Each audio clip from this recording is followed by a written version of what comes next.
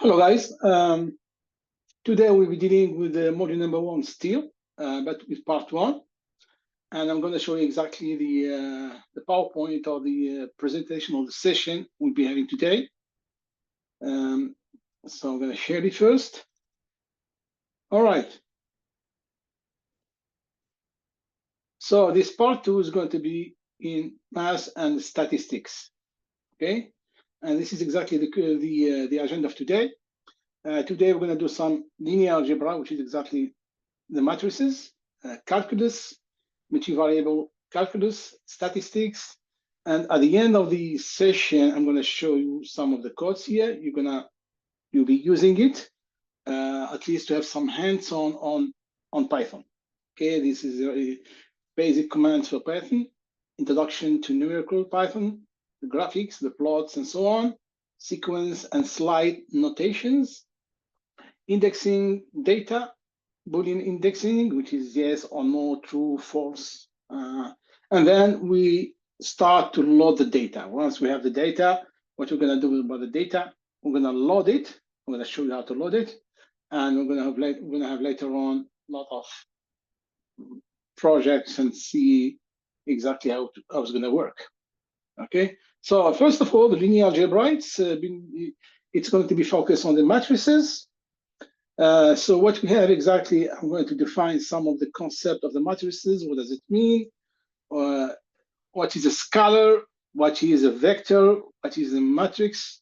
And what is exactly a tensor? Okay, and I'm sure, guys, you have been exposed to this in the past, maybe, and especially the scalar and the vectors and the matrices, but probably not the tensor. Okay, it depends in which area you're coming from. First of all, scalar, to define it, just a number. Age,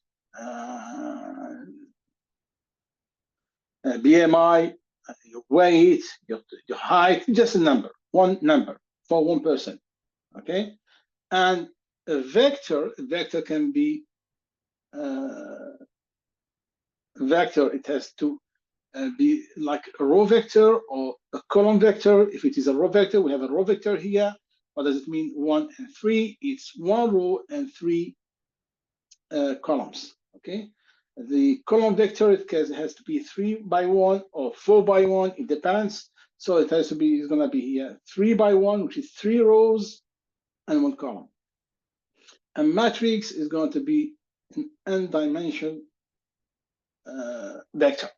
Okay, and here we're going to have the tensor. The tensor is more complex. Okay, so what does it mean here? It's going to be like the scalar. We have a matrix, a vector. We have a matrix, and then we have the tesseract or the hypercube, which is exactly, you cannot visualize this, especially in the space. It's going to be quite very difficult. And here, as you can see here, we have the scalar, we have a vector, we have a matrix, and we have exactly the tensor. Tensor is more complex, all right? Especially when it comes to the visualization and so on. But we still we can do it, especially when it comes to the tesseract or the hypercube. Again, here, we're presenting you some of the definitions here, and we're going to see exactly what's the relation between this, the scalar, the vector, and the matrix, and the tensor with the data. What's the connection between the two, or what's the relationship between the two? When you think about it, we have the scalar, we have defined it, we have defined the vector, and the scalar is age of a customer, for instance. The vector, it could be as attributes or feature of one customer. It could be age, BMI, height. It's a number of scalar, right? Scalar just one thing, age or BMI is a scalar. Vector, it has to be at least 2, which is exactly, we call this the feature of someone. Okay, we call them either the attributes or we call them the feature. Okay, of one customer. For instance, his age, his income, his marital status, his postcode, where he lives, and so forth. And the matrix is more than that. It's sigmas of vectors. If this one is going to be for one customer or one person, this one is going to be for at least 2 customers. Okay, and the tensor is more complex than that. It's an information about all customer, and the tensor, it comes from something called the TensorFlow. That's why the TensorFlow, we'll be seeing the TensorFlow later on, okay, which is going to be in the neural network or deep learning. Okay, and you will see here exactly, this is an example of data. As you can see here, we have here customer number 2. This is called exactly the index. Okay, and here you have customer number 2, customer number 3. We have the pregnancies, the glucose, exactly. And this one, just that one, it's called exactly, it's a scalar, right? 6 is a scalar. 8 is a scalar for one person, okay, or for one index. Now, if we move on here to the right-hand side, we're going to have more than a scalar. This one is going to be a vector. And for instance, number 3, vector is 1, 85, 66, and so on. All right. And the matrix, when you see the matrix here, is information about all customers or all people. So when you think about this table here, it looks like it's a matrix. Okay. That's number of rows here. And this is the number of columns. Okay. In this case, the number of rows is 9. And the number of columns is going to be 1, 2, 3, 4, 5, 6, 8, 9. Okay. So here, what we have here, we have from pregnancies here to age. This is what we call exactly the features. These are the features. And the diabetes here, we try to predict this. Okay, based on this data, from pregnancies to age, it's called the attributes, or it's called the features. Based on that, we're going to see if that person he has diabetes or not. 1, he has diabetes. 0 doesn't have a diabetes. Okay, so keep in mind what we have in the data to some extent. We have the features or the attributes, and we have, this is called exactly the target. And the target is what we like to predict.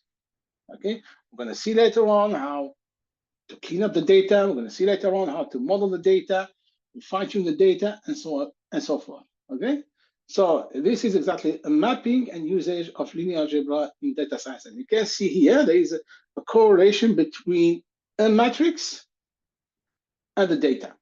Okay, at the end of the day, what you see here, just you see a matrix, or data converted into matrix, or the matrix converted to data. So we'll be dealing with this. By dealing with this, we'll be dealing with the matrix. Okay, so, and here we have just an example of a vector here. What does it look like, a vector? Okay, it's like a vector. A vector is mainly for at least 2. We have 2. 2 attributes. You can design a vector, unlike the scalar, just a number. And you have here the matrices. You have here a matrix of 2 by 3, 2 rows and 3 columns. You have 4 by 2, 4 rows and 2 columns, etc. This is exactly the matrix, different matrix here. Okay, and we can transpose the matrix. We can turn it. We're going to explain to you this. What does it mean exactly later on? Okay, we can inverse the matrix. We can calculate the determinant of the matrix, and we can transpose the matrix. Okay, and this is just an example. You don't have to do it now, but later on you're gonna, for a matrix, we'll be dealing mainly with numpys. Okay, numpys as NP. See, so we have to, first of all, before dealing with this, we have to install it first. Okay, we have to install it first. Let me explain to you exactly briefly what does it mean.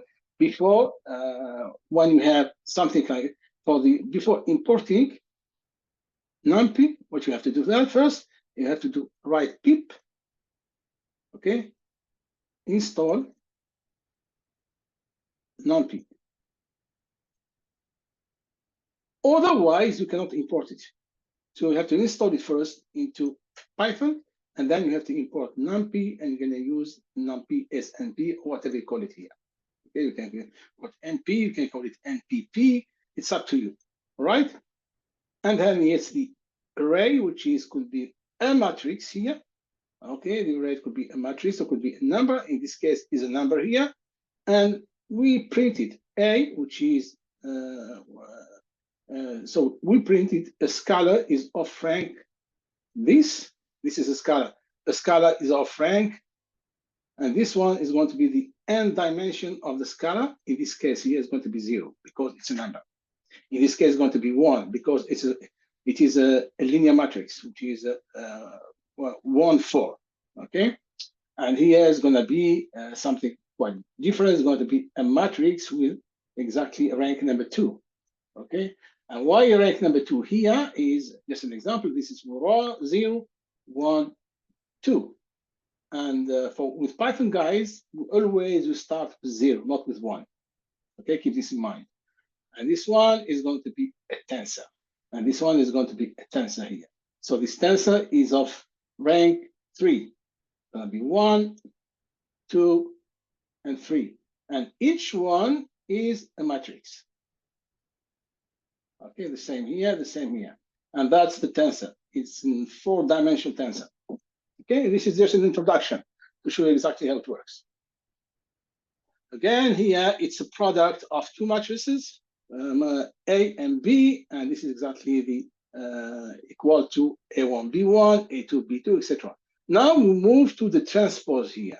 Okay, the transpose here, we talked about this before, which is, where is it exactly? Let's show me where is it. The transpose. Yeah, the transpose is here. Okay, it's the transpose of a matrix. What does it mean? If we take the matrix A1, A2, AN, we do the transpose of this matrix is going to be A1 this way. It was before this way, now it's going to be this way.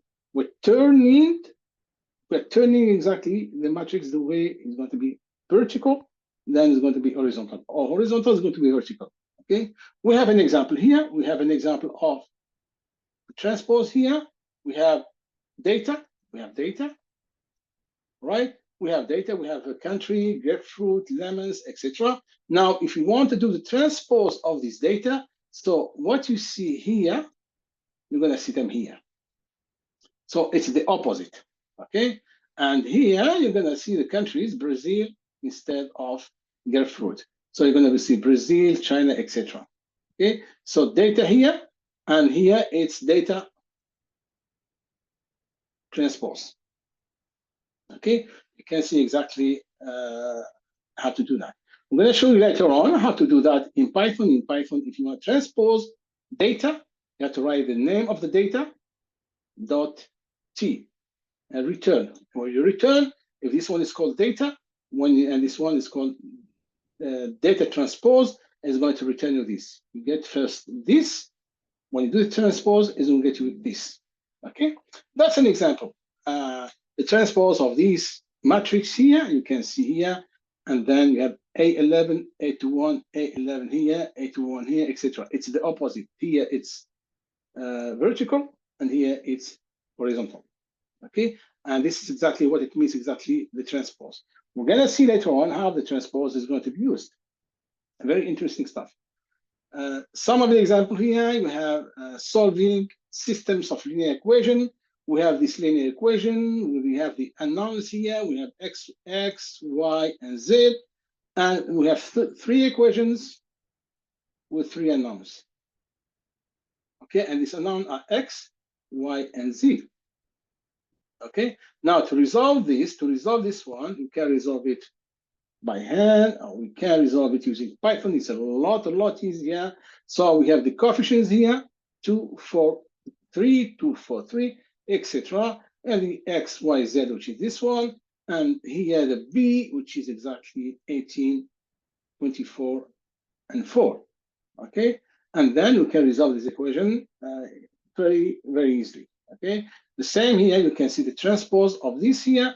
You can see, it's just an example here. I'm not going to go into depth. You can see the matrix here. That's the matrix, this one here, and you can see the inverse. Earlier, we talked about the inverse quickly, and this is the inverse. There's a one way to calculate the inverse, and we calculate exactly the inverse of this matrix is going to be this one. Okay. Okay. Now, if you have a problem with AX equal B, which is AX, A here is here is the matrix, and here is X, capital X, which is X, Y, Z, equal to B, which is equal to 18, 24, 4. Now the solution for this one is going to be X is going to be A1 times B. What does it mean? A1 times B. X here equal A1 is going to be this one, which is the inverse, times B, which is equal 18. Now, if I'm looking to Y, is going to be A1 always the same, is going to be A1, okay? And A1 is this one, okay? Times B, the second one, which is 24, etc. Until you find X, Y, and Z. Okay? This is exactly solving systems of linear equation. By adopting this method here is a lot easier. It's very, very simple.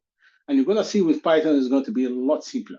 Okay, solving this by hand is simple, except you're gonna a little bit hectic to move from the matrix here to the inverse of the matrix. But once you do this, it's very simple. Just to give you an example here, we have this data, and we have this data. We have the upper price cost, this, etc. And then we're gonna calculate here. We calculate here. We sold $83 of worth of pies on Monday. On Monday, for instance, $83 and 63 on Tuesday, based on the number. Each one is cost this, and this is exactly the number what we have here in the data. Okay. There's another something else, a value. We finish with the matrices, the way they work. There's something else, it's called the eigenvalues and the eigenvectors. The eigenvalues and the eigenvector are not many people they know about this, but it's very important to know this concept here when you're dealing with CNN. And the CNN is about the computer vision. Computer vision, we'll be doing the computer vision later on into the deep learning. Okay, guys, that's deep learning stuff. Okay, it's quite complex stuff, but it's not rocket science. You can do it. The eigenvalue is very important. I'm going to give you an example. What does it mean? The eigenvalue. The eigenvalue. What does it mean here? You have a dog here. You have Mona Lisa here. What does it mean here? If you change the picture into this way, okay, this way, what does it mean? The eigenvector is going to be exactly the same. It won't change. The direction won't change. We see an example here. You can see this direction in blue direction here, and we go into the eigenvalue. You're going to see exactly the direction, exactly the same. It's exactly the same.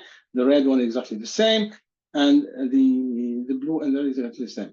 The same here by changing the picture. All right, by changing the direction of the picture, the eigenvector is going to be, the direction is going to be exactly the same. And you can see this here in the case of the dog, and you can see this one in the case of Mona Lisa. Okay, and this is the implementation of eigenvalue and eigenvector. Okay, the eigenvalue and eigenvector. I'm going to see this one later on. In reality, what does it mean here? In reality, what does it mean? You have here the eigenvectors and the eigenvalues here. You have the matrix times the eigenvectors here equal exactly the eigenvalue here, which is lambda, which is eigenvalue, times exactly the vectors. Okay, the vectors. So the matrix, any matrix, times the vector here, okay, equal to the eigenvalue times exactly the times the vector. All right. And you have one example here. What does it mean here? You have the matrix, and you have an eigen, which is 1, 4. This is given. Now we're going to calculate exactly what's the eigen value and the eigen vector. Okay. Now we have the matrix here times this, comes from this. All right. The matrix times the vectors. All right. Times the eigen vector here, which is that's the eigen vector, which is this one. And here we have the matrix, and here we have the matrix here, equal to this one. Okay. After calculation, and 6 and 24 is going to be 6 times 6. 6 times 4 is 24. So it's going to be 1/4. And this one, 624 here, is going to be exactly the eigenvalue. Okay, that's the eigenvalue. So we showed just now, based on this calculation here, that A times the vectors here, which is in this case, okay, equal the eigenvalue times the same vector. All right, that's the eigenvalue times exactly the same vector. Okay, we're going to see some of the implementation of the eigenvalues and eigenvectors. It's going to be in CNN computer vision, but please just don't dig more and more about it to try to understand the mathematics behind it. It's quite complicated. We don't want you to go that path. If you want to do it, that's your choice. But my suggestion, if you want to be focusing mainly on what this can do and when to implement it, don't dig more into the math behind it. The same for the matrices and so on. The same if you want to dig more into the tensors.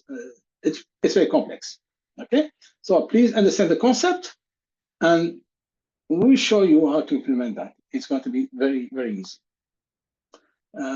Okay, and this one is going to be some of the YouTubes here, 1 and 2 YouTube here, and 3, especially this one if you want to understand exactly the eigenvectors and the eigenvalue. Please watch this. Just for your knowledge, just watch this, it's fine. It's more than enough, okay? And here we talked about the differentiation, which is the derivative, if you want to say that. And the derivative is very simple. We can go through the theory behind it. We don't want to get that way. If you have y equal x3 minus 2x plus 1, if I wanted the derivative or the derivative of this, which is equal a prime of x, so it's going to be 3 here.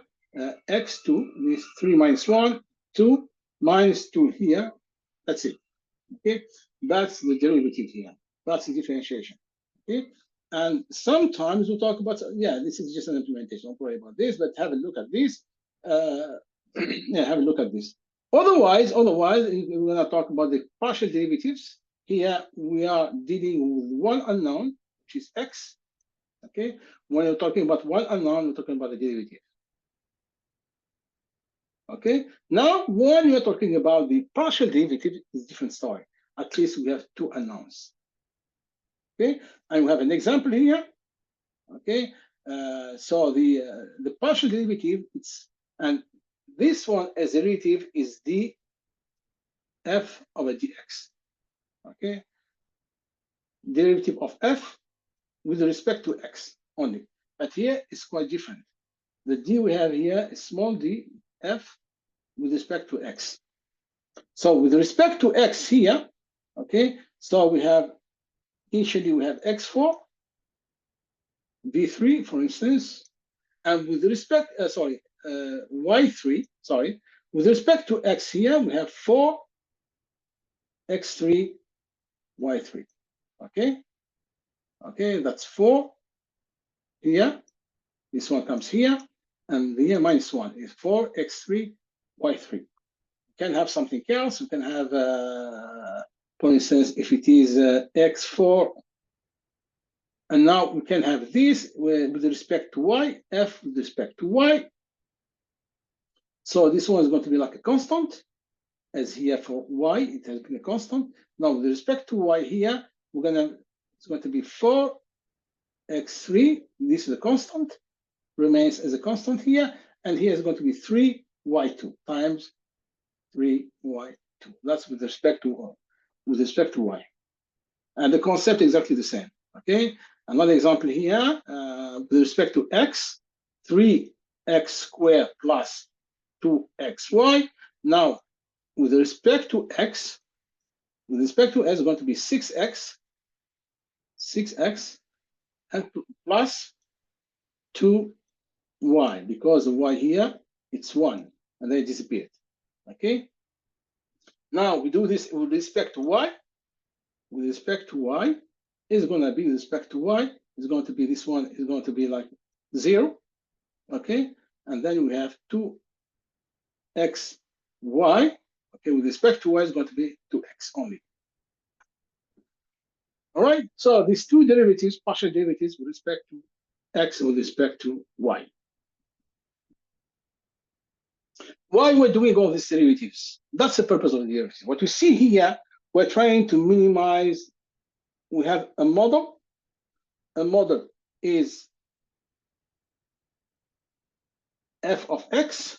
In this case here, f of x, which is y equal y. In this case, it's going to be y equal mx plus b. In case it's linear. In this case here, we have y and x. And what we have data. What you see here are data. We provide you with the data, with the table with data, and we're trying to find the fit of this data. We're trying to find a line to fit all this data. To do that, we need exactly the derivatives, to minimize the derivatives. That's what it is. I'm sure, guys, you have done this in the high school. So to do that, to minimize all these, to feed the line within the data, as you can see here, we're changing m and we're changing b with respect to x, and we have the x are the data, and this one exactly is y versus x. Okay, that's y versus x. That's the equation. And the bottom line here is to find the equation of this line. At the end of the day, the equation of this line is going to be m minimized, optimized, and b optimized. So these both optimized. Okay, so optimize this, we need to minimize the derivative. We need to use the derivative. All right, so we need to start. This is again same here. That's the error. Okay, we need to minimize this error. So this is m and this is b. This is the 3-dimension here. We start with a random data point, a random error, and then we move down and down until we get to the bottom of the equation. And this bottom of the equation, what does it mean here? It means the tangent here is straight. So we have minimized this one. Okay, so we have minimized exactly. So we derivate exactly until we minimize exactly this equation. Once we minimize it, we get exactly an m and a b, and this m and b is this is exactly the intercept. That's the intercept here. Okay, that's the intercept here, and this is going to be the slope of this line. That's the slope. Okay. And the approach, the method used here is we start from a random one, and then we change the m. Every time we change the m, we change the b more and more until exactly we get exactly where m and b cannot be changed, and we get exactly the tangent here. That's the minimum. Okay, that's the idea behind. Okay, so another one here, we have the data here, given data, right? And we feed this line,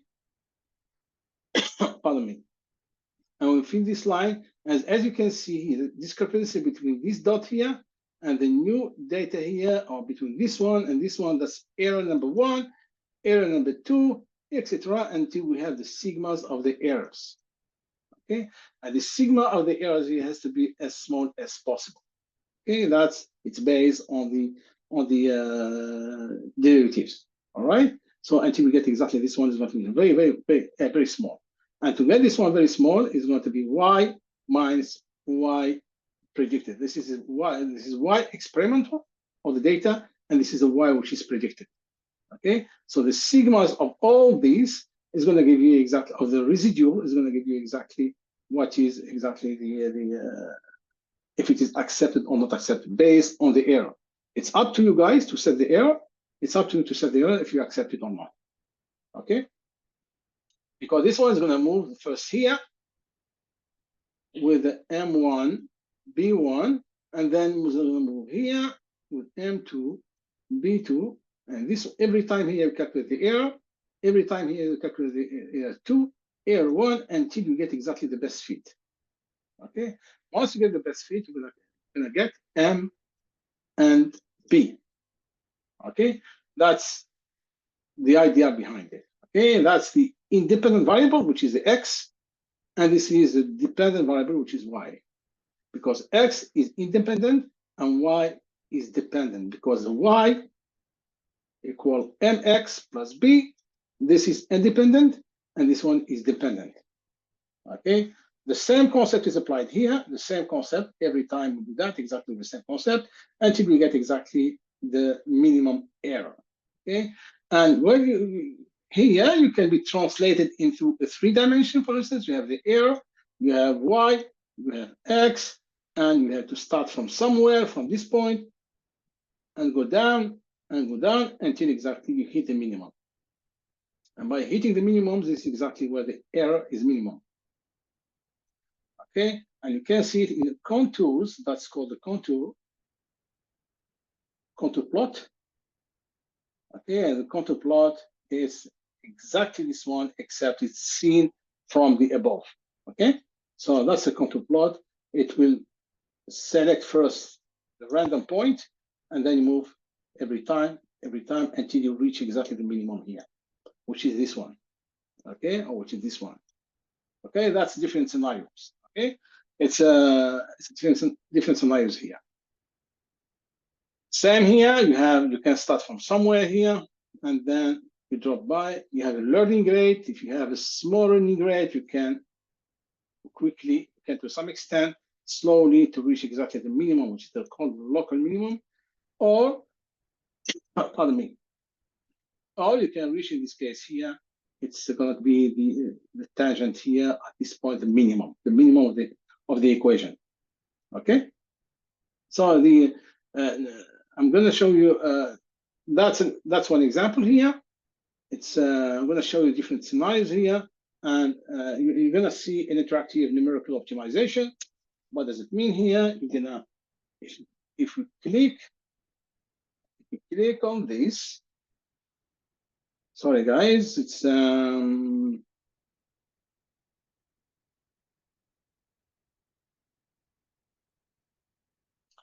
right.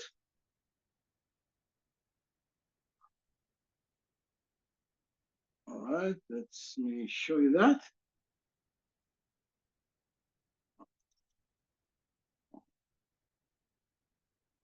Sorry, it's coming. Yep, this one. If I click on that,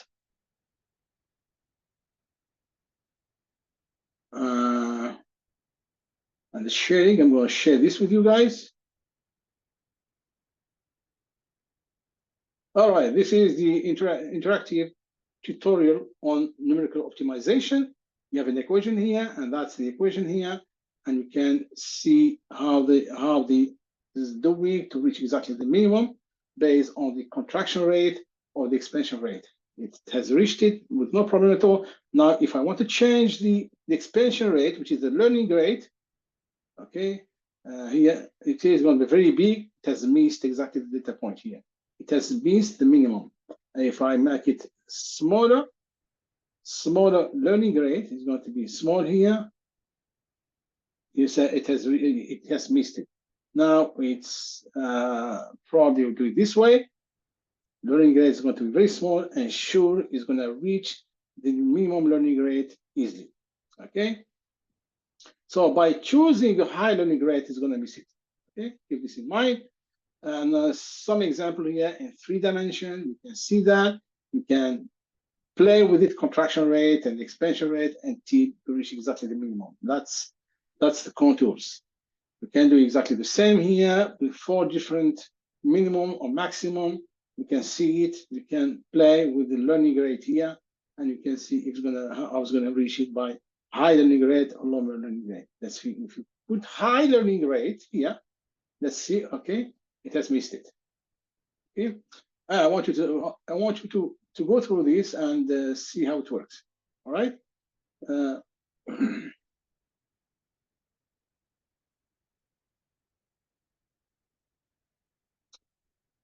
Okay, let's go back exactly to our slides.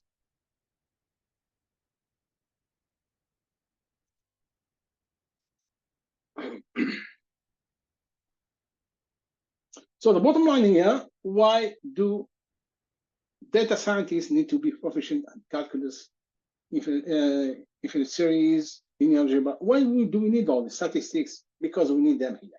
And this because we need them here in every steps of the pipeline. This is the whole pipeline. The pipeline, what does it mean? It means we have the data here, we do some EDA. EDA is going to be covered next time. And then we data subsets, the feature engineering, the feature scaling, etc. We do the modeling part, we do the evaluation of the model, and then we model deployment to see the model, how it works. Okay. So in every steps of all this process here, we need this sort of, we need calculus, we need linear algebra, we need matrices, whatever you call it, but we don't see that at the back of Python. Python is taking into account about everything. Okay, so keep this in mind because we need them. And show you now what sort of type of data do we have. Okay, the data we have, it can be it can be numerical data. Let me get the pen. It can be categorical data, and it can be numerical data. Numerical data is just numbers. And categorical data, it can be anything. It can be gender, for instance, male, female. Okay, it can be health. Does it have diabetes or not? Diabetes or not diabetes? 0 and 1, have or haven't. Or like here for male is 1, female is 0.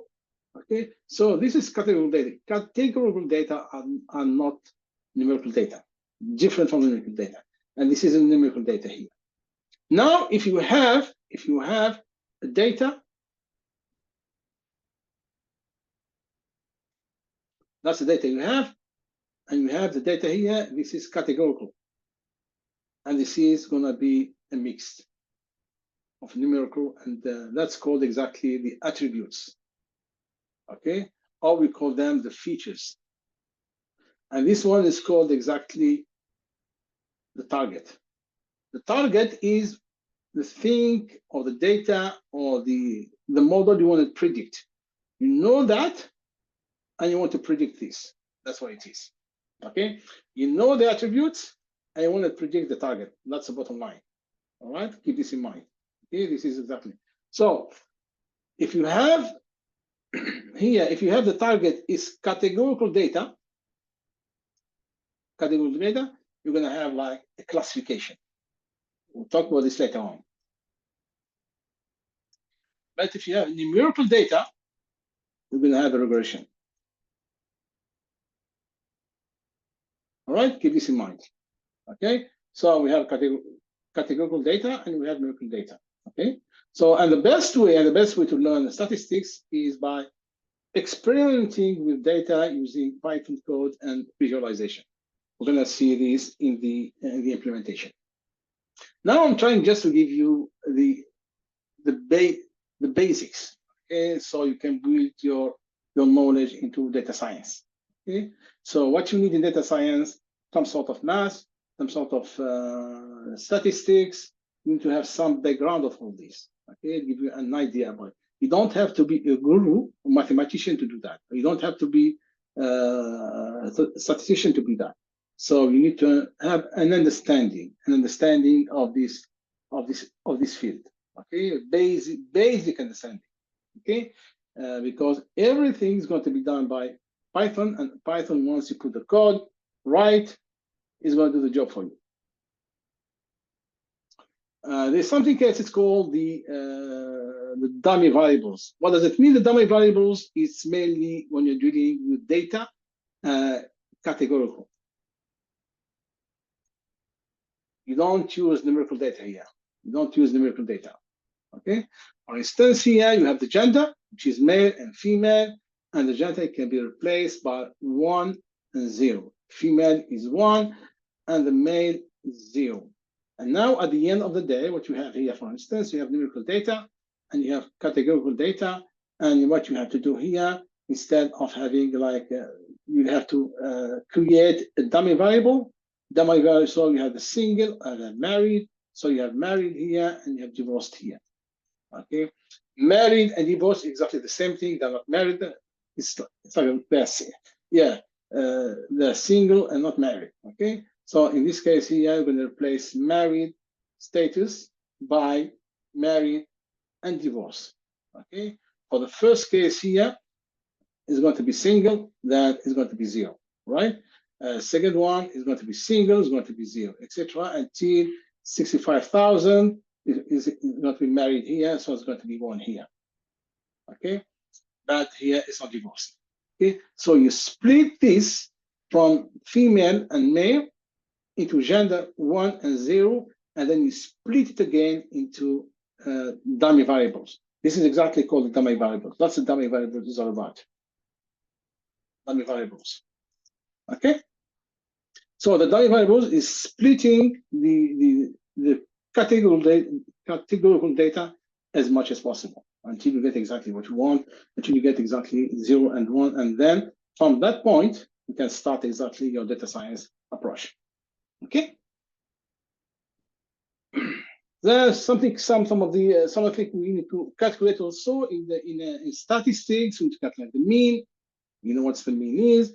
Calculate the median. So the mean here is going to be the sigma of all these divided by the number. All right.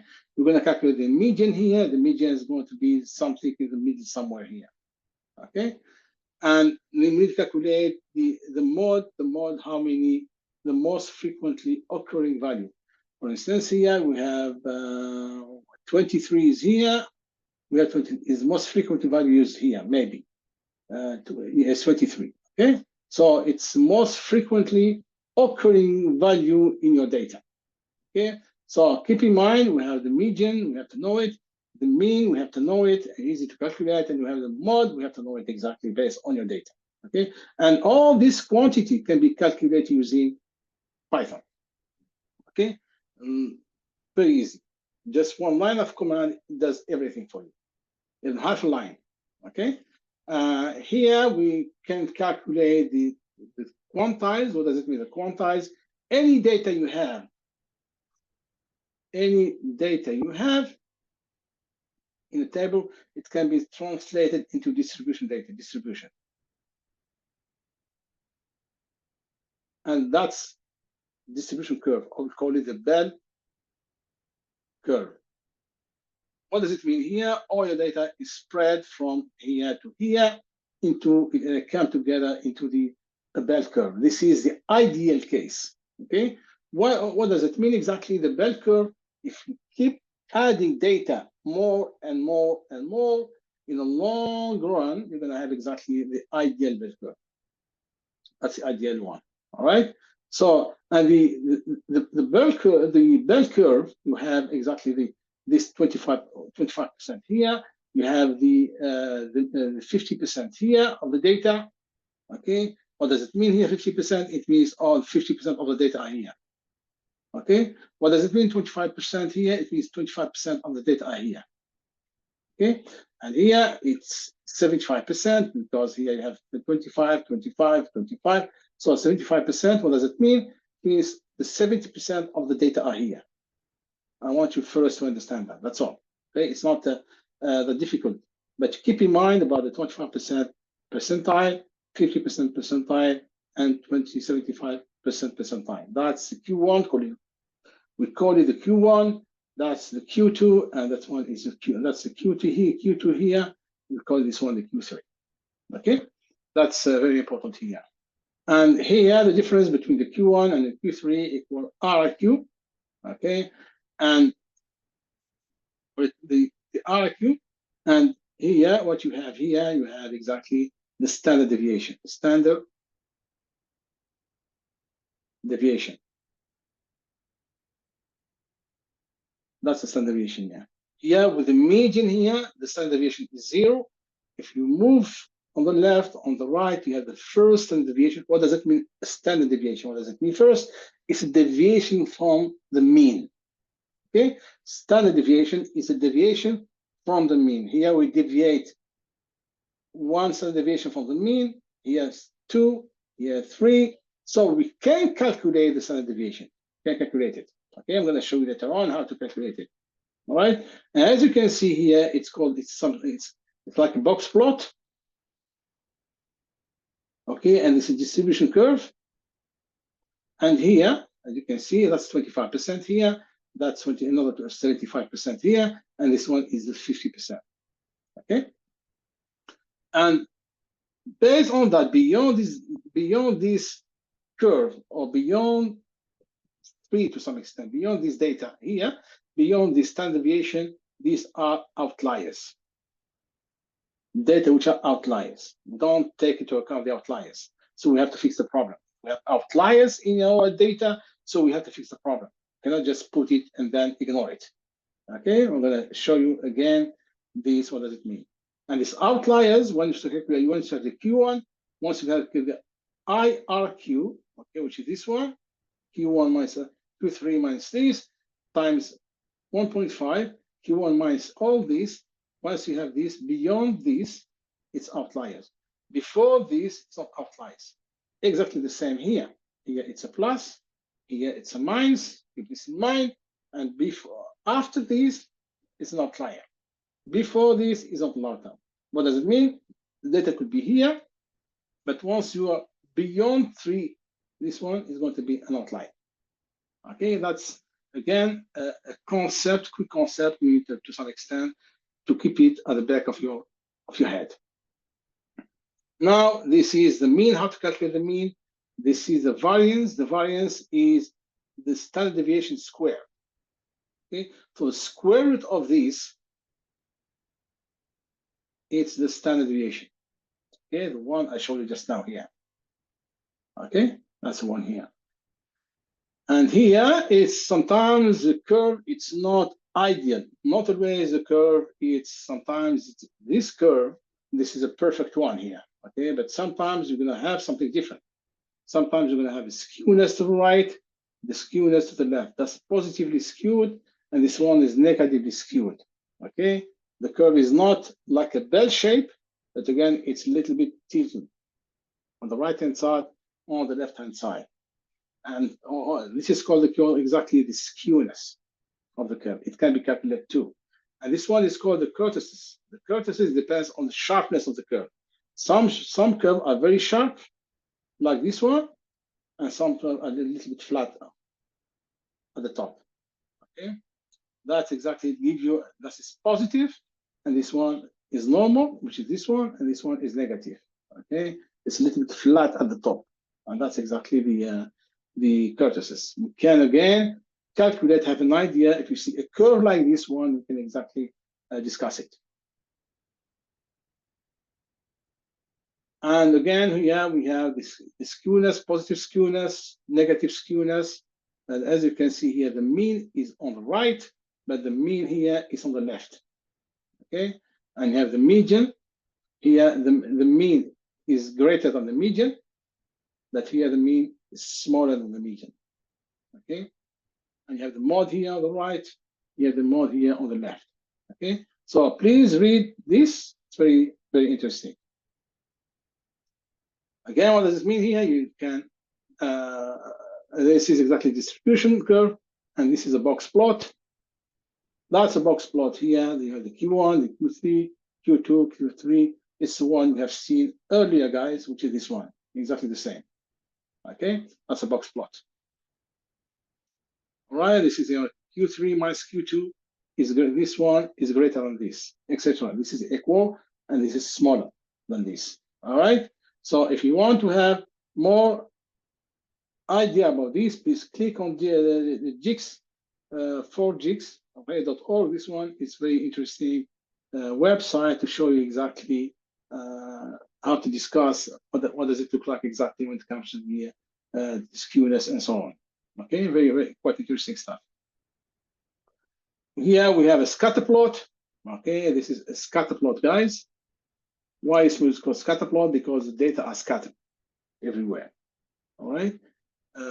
This is one of the most interesting things, plots we're going to find exactly in data science, maybe. Yeah, very interesting. This, it doesn't mean that the curve, what does it mean here? It doesn't mean we're going to fit exactly a line like this.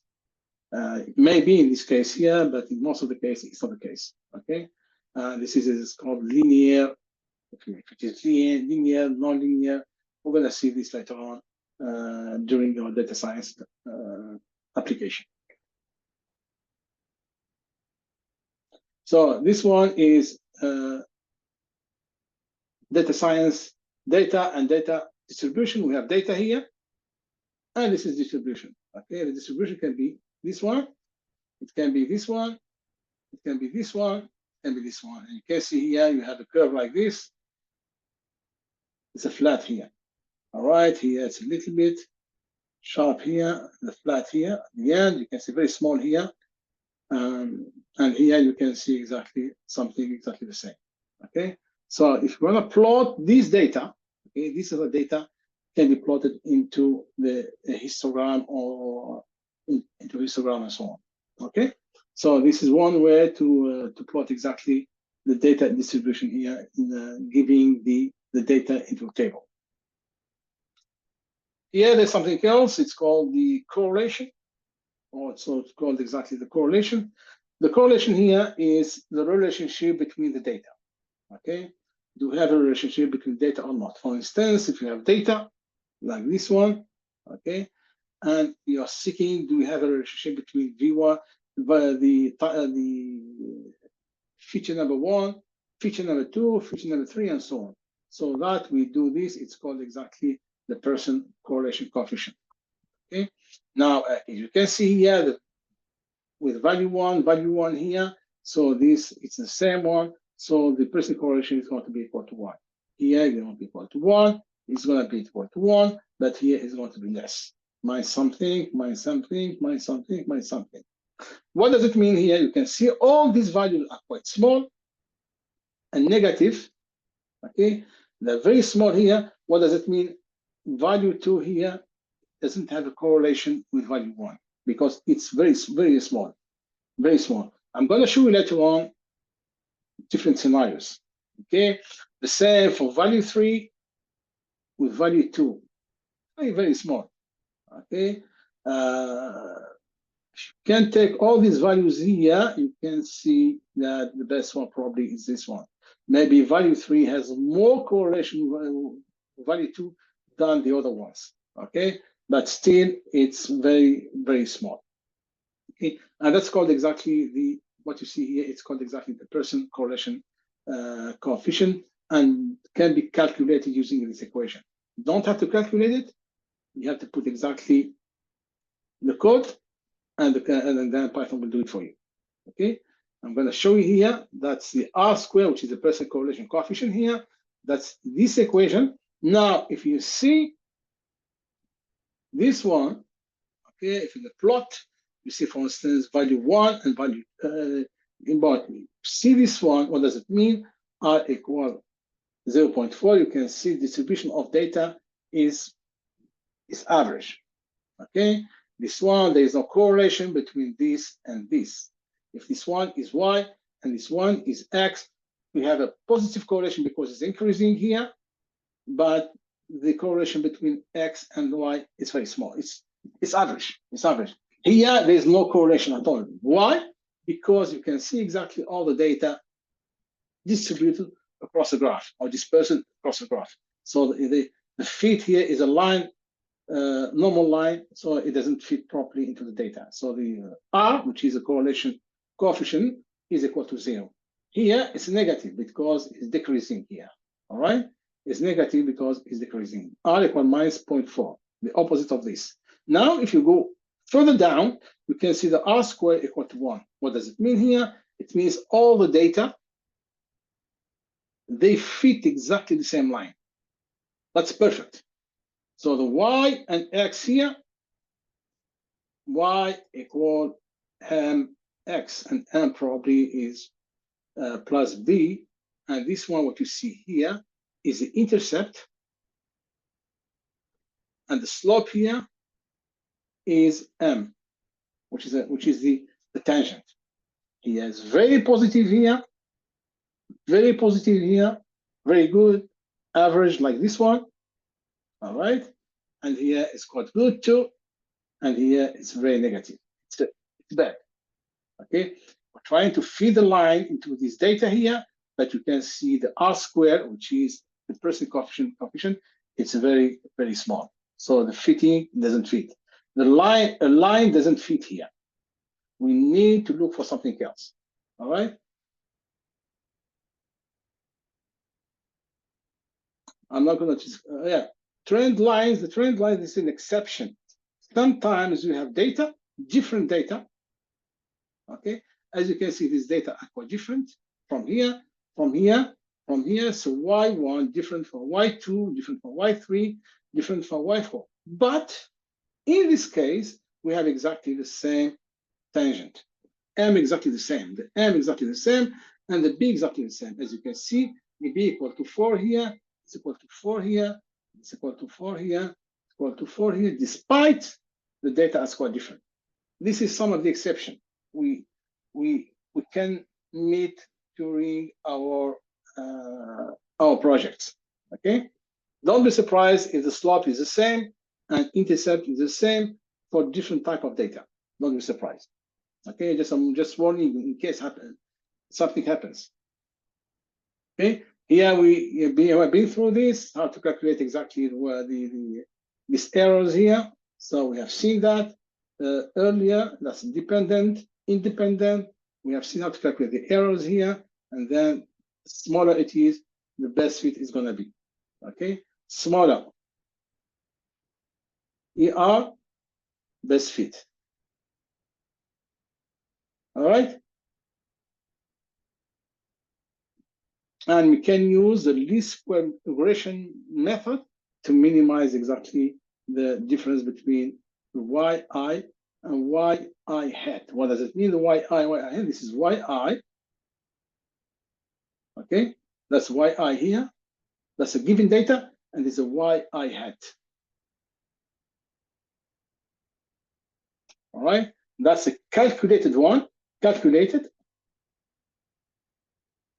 And this one is data, or data given, data given. Same for here, here, same for here and here, until we get exactly a nice fit. And this one, it can be done using the least square method. Okay, that's yi minus 1 is sigma. So the sigma of all this.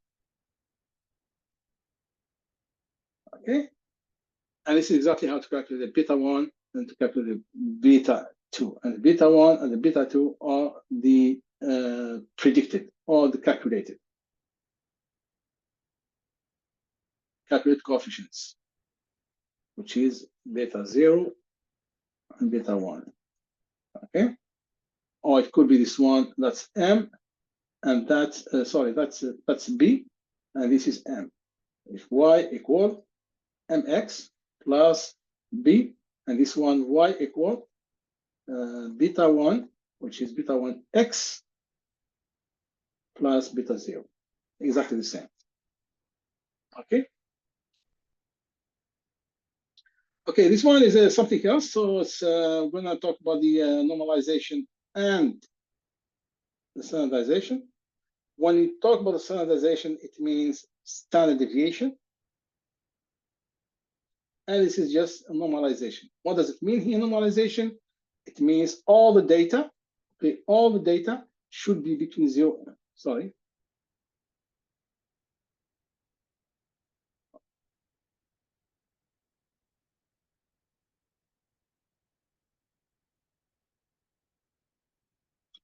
Sorry, guys. Yeah. Normalization, what does it mean? It means all the data should be between 0 and 1. This is what it means. Okay. And standardization is a deviation. The data are deviated to a standard deviation. I will explain this how. Okay. There's an example, for instance. I will give you an example of this is this data. Then I do the standardization. Okay. And as you can see, and this one is normalization. We're going to do some normalization here. Here you can see the data between this column and this column, the discrepancy is huge. Okay, this one is 700, 500, and this one is 0 point something.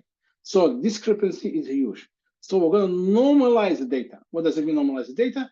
Bring these two columns between 0 and 1, which is the case here. Okay, these two columns are brought between 0 and 1. Okay, between 0 and 1. But here, which is the standardization based on standard deviation, okay, we're going to deviate the data or the average of the data to the standard. Okay, I'm going to show you exactly the equation how it works. The normalization, which I showed you before, between 0 and 1, is going to be calculated x minus x minimum divided by x maximum minus x minimum. Okay, and the standardization based on the standard deviation, as I said to you before, guys, is going to be calculated x minus x min, which is the average here, divided by the standard deviation. Okay, so here normalization is between 0 and 1, and the standardization is the data are brought into the standard deviation, say 1 standard deviation, and the data are calculated based on the standard deviation here. Okay, you're going to see an example. That's the case of normalization between 0 and 1, and you can see it's between 0 and 1. And this one is the data, which is standardization. It's based on the standard deviation, while the data are calculated based on 1 standard deviation. Okay, and you can see here, yeah, that's small. Okay, that's small, but again, it's within the range of the standard deviation. All right. So even though here they got quite, it's okay. Do we have to do the standardization here? I don't think we do. We have to do it, but sometimes you need to do it. Okay, and we're going to see some of the example to do it with and without standardization. Okay, but in this case here, we have to do the normalization. Why? Because if we do later on about the modeling part, okay, the modeling part here, the model is going to be biased based on that, because this one is huge. Okay, so the model, we're going to choose whether a model called KNN or decision tree and so on. And these models are going to be biased by the high value of the custom range here compared to this one. So it's going to be biased. Okay, but in this case here, they're exactly the same, guys, and then the model is not going to be biased. The same for standardization. Okay. That's exactly what's mean. That's called exactly the feature scaling. That's the feature scaling. It's based on the normalization and the standardization. Keep this in mind. Another example here of the standardization here. Okay, age and salary, and here an example of the normalization. As you can see, the normalization is between 0 and 1. All data is between 0 and 1, as you can see, and here it's within the standard deviation here. Okay, again, that's age, and that's the salary, and you can see the numbers are very, discrepancy is big. That's why we need to do the normalization here. Okay, we need to do the normalization. That's the transforming random variables. We have discussed this earlier, which is just to mention here the standardization. There's a model called standard scaler, and you're going to see it later on when you start to do the lot of machine learning and so on. But keep this in mind. And for the other one, which is it's used min max scalar, which is normalization. Okay, normalization is called the min max. Now, what does it mean? We're going to import these models. Okay, we're going to import the standard scalar or import the min max scalar to be able to convert the data from abnormal to normal. Okay, that's before any standardization and any normalization. As you can see, the data is quite different here. This one is huge, and this one is quite small. Okay, but now when that's the original one, when we calculate the RMSE, I'm going to explain to you later on what does it mean, the RMSE, which is the root mean square error, and you can see the error here is quite high. Okay, the error here is quite high compared to normalization and the standardization. All right, this is normalization, and this is the standardization, guys. Okay, here it's between 0 and 1, and here it can be anything, but within the range of the standard deviation. Okay, so the RMSE here is going to be the predicted one minus the actual one divided by the number of data. Okay, what does it mean here? If we plot this one, let's think here. All right, and predicted minus actual, this is actual, and this is predicted. This is actual, and this is predicted, etc., until we get exactly the RMSE. And this is n is a number of data. In this case, 1, 2, 3, or 4, whatever. Okay. In this case, here is going to be equal to 4. Okay. As you can see here, you have the original RMSE is higher than the normalized RMSE and the standardized RMSE. Now, if I have to choose between this and this, they're exactly the same, nearly the same. The difference is not that big between these two, but here it's quite a little bit higher. Okay. Okay, this is all the errors we'll be seeing during our data science stuff.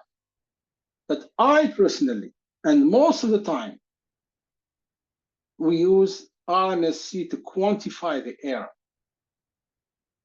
like this one. Okay, we use the RMSE to quantify the error. Because why? It's easy to make the interpretation of RMSE. It's easy to make the interpretation for us. Okay, very easy. You can use the other error, like the mean absolute error, MAE, or the MAPE, or the coefficient of determination, R-squared. This one can be used extensively too, and the mean bias deviation, MBD, etc. The most of the error to be saying to quantify, to have a discussion about the discussion of the result and so on, is going to be the RMSE, which is this one. RMSE is a square root, okay, which means it is the same units as the original data. That way you can use this one, or you can use the R-squared, exactly the same.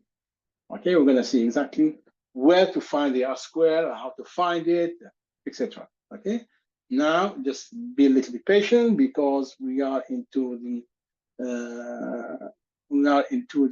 math, the stats, to understand some concepts.